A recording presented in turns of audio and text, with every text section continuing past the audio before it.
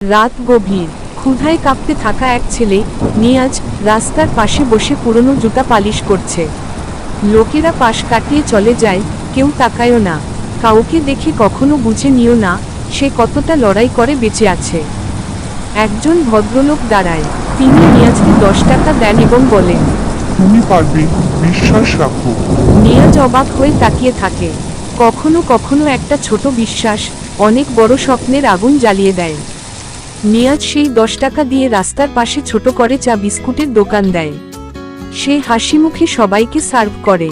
টাকা ছোট ছিল, মন ছিল বড়। বছর কয়েক পরে নিয়াজ এখন বড় ক্যাফের মালিক।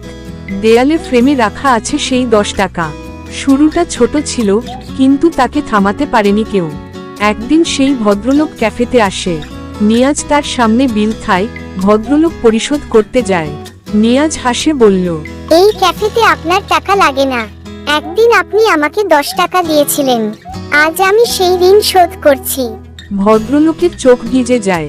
কাউকে সাহায্য করো, তোমার কাছে ছোট মনে হতে পারে, কিন্তু তার কাছে সেটা হয় নতুন জীবনের শুরু।